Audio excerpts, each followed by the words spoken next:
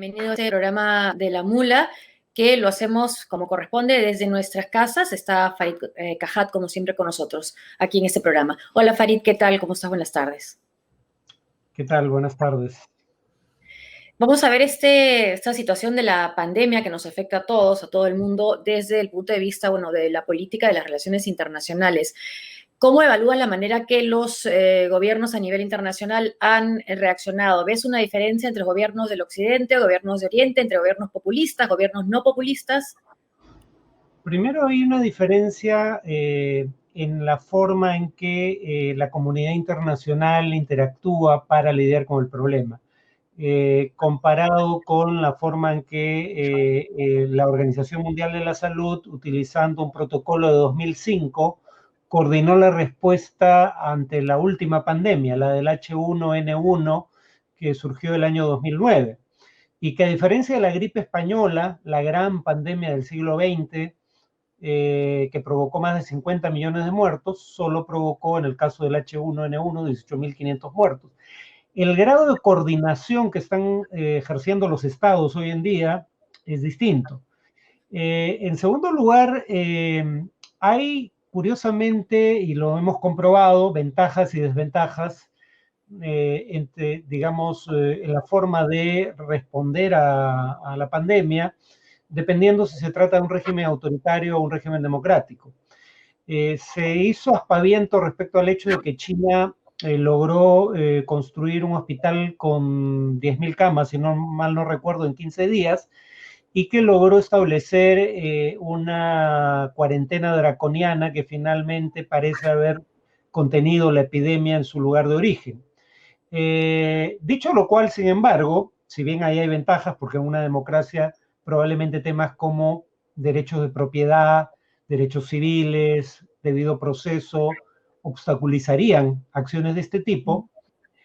Por otro lado está el hecho, como decía el Premio Nobel de Economía Amartya Sen sobre el caso de las hambrunas, nunca ha habido una hambruna bajo un régimen democrático, porque un régimen democrático no es que los gobernantes sean mejores personas, es básicamente que no controlan la información, no pueden por ende ocultarla, y si no responden a un problema cuando, digamos, se propala la información de su existencia, pueden pagar un costo político, por ejemplo, en la siguiente elección.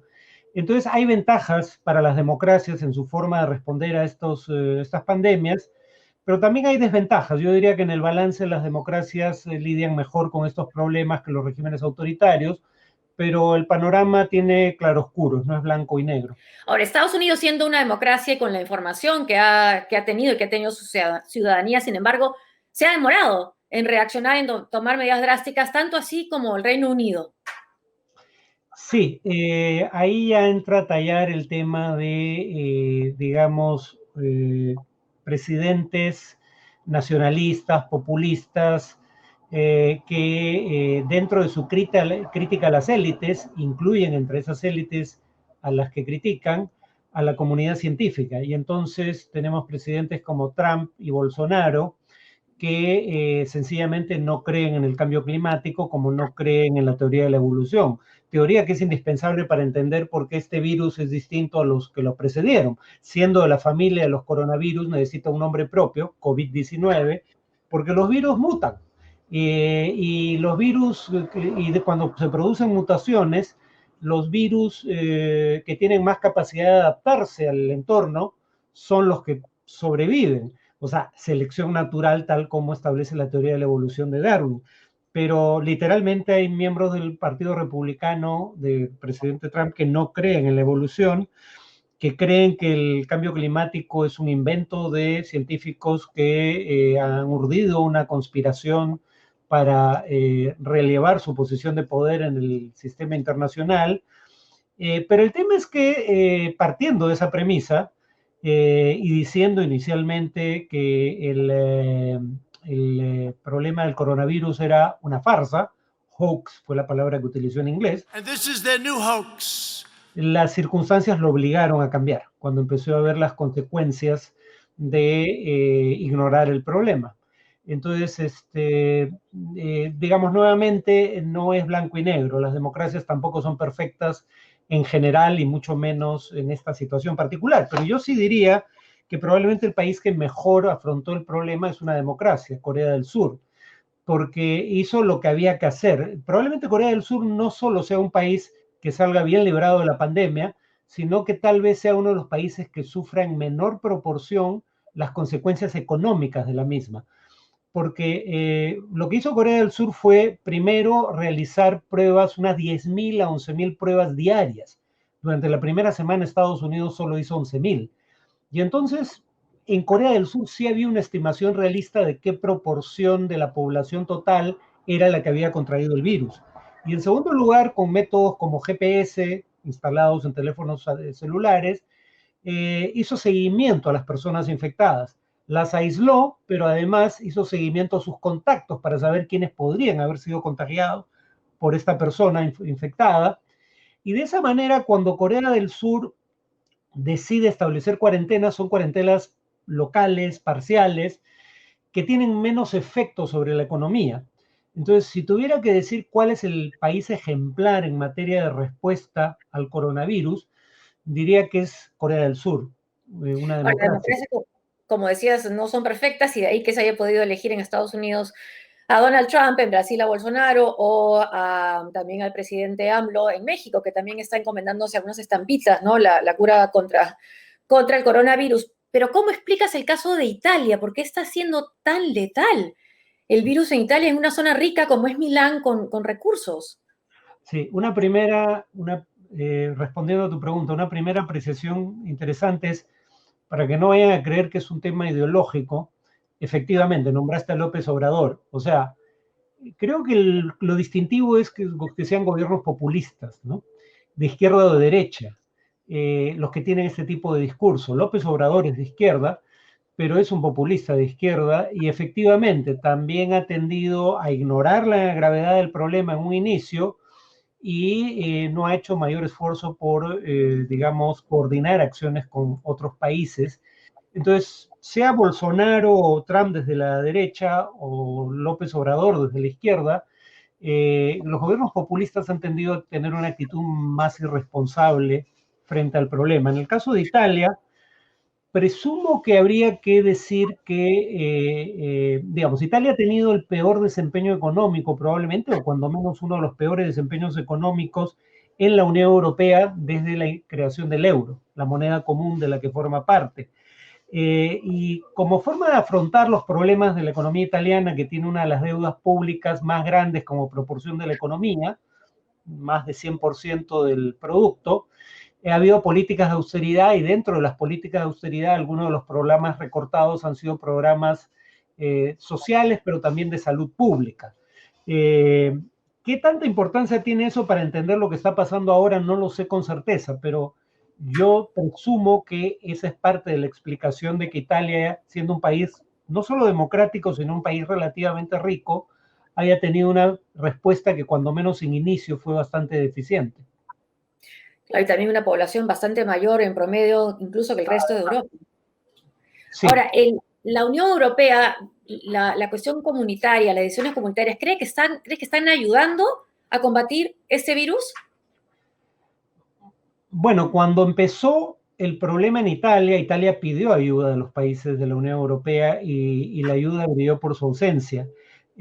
Ahora, recién, semanas después, los países de la Unión Europea empiezan en algunas áreas a actuar de manera concertada. Por ejemplo, se ha aprobado una norma para el conjunto de la Unión que establece que para que una empresa afincada en algún país de la Unión pueda vender productos médicos o implementos, productos farmacéuticos o implementos de uso médico, como mascarillas, tenga que obtener primero de manera obligatoria el consentimiento de su respectivo gobierno.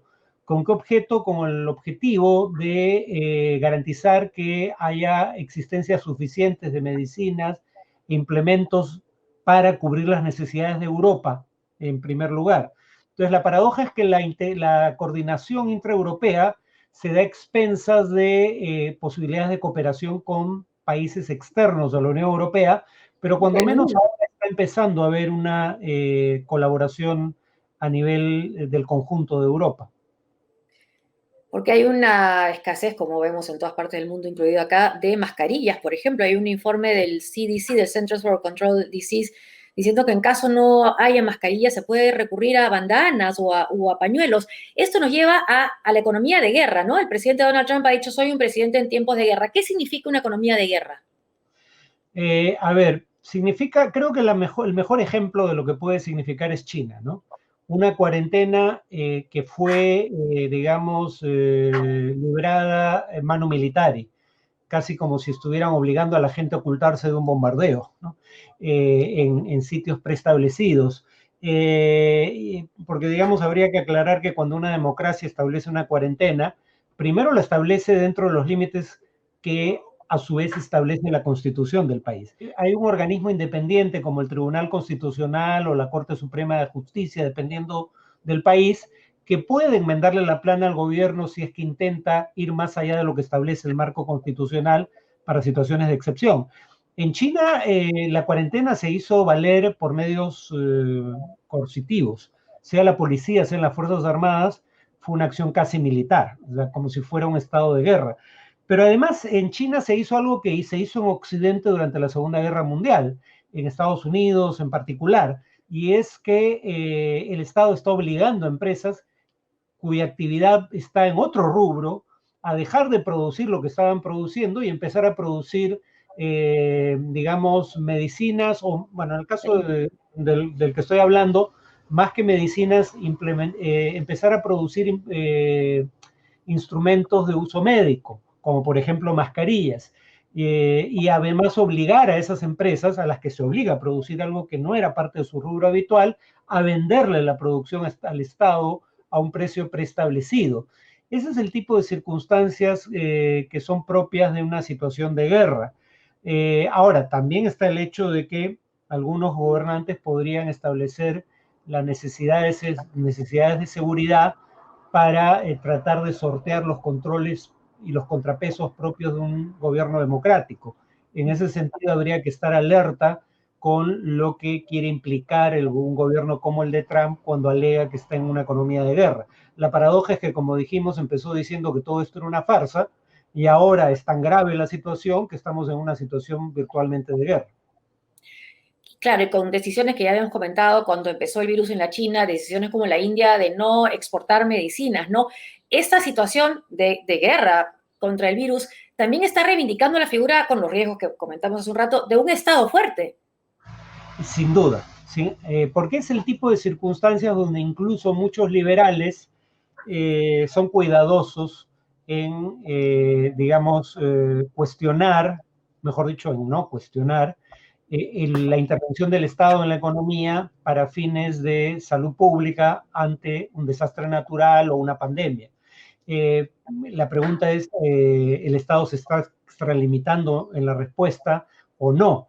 Pero en todo caso, todo el mundo, bueno, casi todo el mundo, algunos libertarios están diciendo lo contrario, como Jaime Belli en su programa que graba desde Miami, pero en general, salvo casos como ese, la gran mayoría entiende que son circunstancias excepcionales y requieren de medios excepcionales, no necesariamente los que se están utilizando en China y siempre dentro del marco de la Constitución, pero se requieren medios excepcionales y uno de los cuales es la intervención del Estado en la economía. El proteccionismo, muchos lo justifican bajo estas circunstancias, no exportar medicinas si no está garantizado el abastecimiento local, por ejemplo, políticas de estímulo fiscal y monetario, que habitualmente se aplican en tiempos de recesión. Este es el tipo de circunstancias bajo las cuales pueden aplicarse aún no habiendo una recesión, en parte para lidiar con la pandemia, pero en parte para evitar que la pandemia induzca una recesión.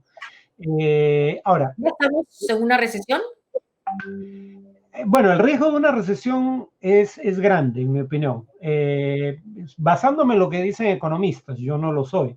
Entiendo algo de economía, pero no me considero un experto claramente. Pero hay un riesgo de recesión, sí, eso creo que es indudable. Veámoslo desde el punto de vista de lo que está pasando en el Perú. Supongamos que el único costo económico, y claramente ese no va a ser el único, pero supongamos que el único costo económico es el costo de la cuarentena, o sea, 15 días en donde la mayoría de la población ni trabaja ni consume en lo esencial. Bueno, eso le restaría unos 2 puntos de crecimiento al producto de este año. Entonces, si se calculaba 4, cosa que muchos economistas consideraban demasiado optimista, pero si se calculaba un crecimiento de 4% este año, estos 15 días por sí solos ya lo bajaron a 2, o 2 y fracción con suerte. Pero si tenemos en cuenta que los costos económicos de la pandemia no solo son las cuarentenas para evitar sus efectos de salud, sino también hechos como la caída de la demanda de por productos de exportación peruanos, como el cobre, pero no solo es que se vende menos cobre, es que además el cobre que se vende a precios menores. Estamos hablando de una caída significativa del producto este año, probablemente para el caso peruano. Entonces, esto mismo se reproduce en otros países. Entonces, sí, el riesgo de una recesión es real. Lo que quería añadir es que las políticas del Estado pueden tener consecuencias distributivas diferentes dependiendo del tipo de política que se adopte. Por ejemplo, cuando ante la gran recesión del 2008, el gobierno de Obama, no un gobierno como el de Trump, decidió salvar, también es cierto que las políticas de ese tipo compensaron con Bush, pero decidió conceder, digamos, financiamiento al sector bancario y de seguros para rescatarlos con fondos públicos. No hizo lo mismo utilizar fondos públicos, quiere decir, para rescatar a los deudores de esos bancos. O sea, los bancos que dieron créditos hipotecarios subprime, o sea, de alto riesgo, fueron salvados con fondos de todos los contribuyentes. Pero los contribuyentes que aportaron buena parte de esos fondos y que tomaron esos préstamos, a ellos nadie los rescató. Y en ese sentido, estas políticas de intervención pueden tener efectos regresivos en la distribución del ingreso o progresivos dependiendo del tipo de política que se aplique. Esa es la parte de la que debería que estar atento. Muy pocos cuestionarían que el Estado intervenga en estas circunstancias, pero probablemente habría que ver si interviene de manera que haga más igualitaria la sociedad como consecuencia de la intervención o menos igualitaria. Sobre todo cuando esto estamos viendo que puede afectar también y está llegando a países como Venezuela, por ejemplo, ¿no? Ya Nicolás Maduro incluso ha llegado a pedir ayuda al FMI, el FMI le ha dicho que no. ¿Podía haber hecho algo el FMI por Venezuela? ¿El Fondo Monetario? No por la sencilla, el Fondo Monetario no podría haber intervenido de manera eficaz para rescatar al gobierno venezolano por la sencilla razón de que en el sistema de voto para las decisiones fundamentales del Fondo Monetario Internacional, el voto se pondera por el aporte de capital, es decir, países como Estados Unidos tienen poder de veto sobre cierto tipo de decisiones y estando aplicando dado que el gobierno de Estados Unidos está aplicando sanciones económicas contra Venezuela, era pedirle peras al olmo creer que Estados Unidos iba a autorizar un préstamo del Fondo Monetario para Venezuela. De cualquier manera, Venezuela ha considerado, en parte con razón, al Fondo Monetario un instrumento de los países más poderosos en el sistema internacional y lo ha criticado y ha dicho que no deseaba sus préstamos, entonces es paradójico que en este momento los pida. Lo que sí es cierto es que aunque la crisis humanitaria en Venezuela es responsabilidad fundamentalmente del régimen venezolano, por ejemplo, la hiperinflación empezó antes de que Donald Trump asumiera el cargo, fines del 16, si no me equivoco, y si fue después, fue antes de, en todo caso, la aplicación de las sanciones más severas aprobadas bajo la administración Trump. La caída del producto y la hiperinflación empezaron antes de las sanciones de Trump, es mi punto. Ahora también sí. Pero las sanciones han agravado esa situación humanitaria. Y en este momento, en lugar de aplicar nuevas sanciones a Irán, cosa que está haciendo el gobierno de Trump, debería levantarlas al menos temporalmente por razones humanitarias o cuando menos levantar las sanciones que pudieran afectar las condiciones de vida de la población. Y lamentablemente no solo no se le está exigiendo al gobierno de Trump que haga algo así, sino que definitivamente ni siquiera lo está haciendo por iniciativa propia. Y es uno de los países que más está sufriendo también con el coronavirus. Ahora, el pedido de Maduro también coincide con la caída fuerte del petróleo, ¿no? Sí, que ahí ya, digamos, la caída del petróleo tiene dos causas, ¿no? La primera es que la economía internacional venía creciendo a tasas menores a las que crecía el año 2019, lo poco que iba de este año, pero además eso se ve agravado por el efecto de la pandemia. Entonces, digamos, hay factores que inducen, si no una recesión, por lo menos una disminución del crecimiento mundial, y en tanto el petróleo es consumido con fines industriales en gran proporción o de transporte de productos industriales. O sea, en otras palabras, en tanto la demanda por petróleo está asociada a las tasas de crecimiento económico, a menor crecimiento, menor demanda de petróleo y por ende menor precio. A eso hay que añadir el enfrentamiento entre la OPEP, pero sobre todo entre Arabia Saudita y un país que no siendo parte de la OPEP suele coordinar restricciones de oferta para buscar elevar el precio del petróleo, como Rusia, buscar elevarlo en circunstancias como esta. Y como respuesta a la falta de, digamos, voluntad de parte de Rusia de reducir su producción de petróleo para intentar presionar al alza el precio, Arabia Saudita ha empezado una guerra de precios, ha aumentado su propia producción de petróleo y ha empezado a venderlo a precios mucho más bajos. Entonces, este tema de que la OPEP no se ponga de acuerdo con Rusia, por un lado, y las menores tasas de crecimiento de la economía global son las que explican la caída del precio del petróleo. Y para países como Venezuela, que solo exporta petróleo, 97%, 95 a 97% de lo que exporta Venezuela es petróleo, es devastador, ¿no? Sobre todo en un contexto donde además hay que sumar las sanciones económicas del gobierno de Estados Unidos.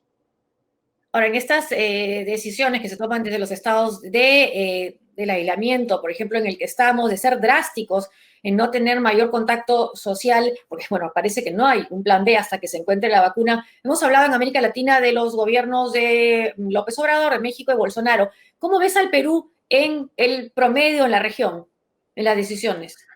A ver, probablemente debimos haber hecho cuando surgió el tema en el radar internacional, y llegó a países vecinos, era obvio que iba a llegar al Perú.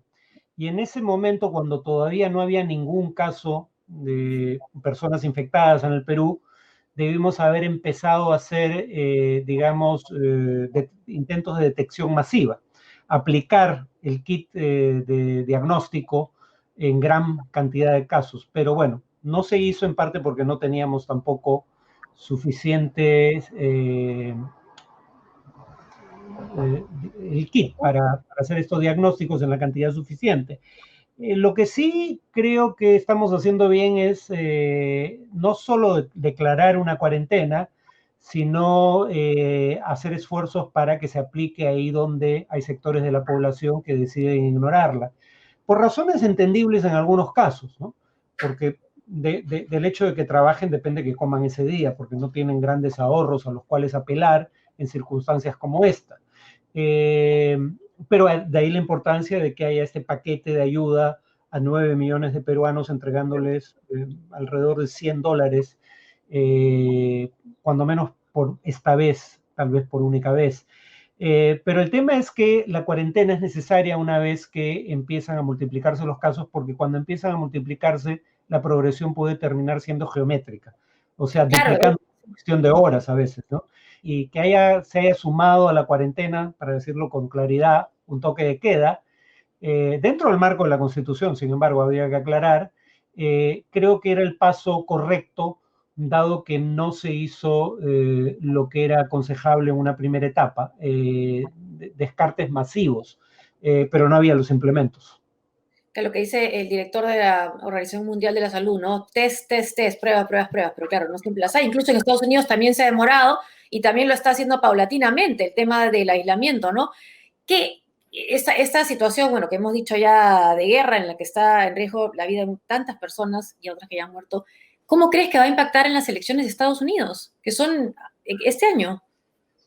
A ver, hay dos formas en las cuales esto puede impactar. La primera es por su efecto sobre la economía.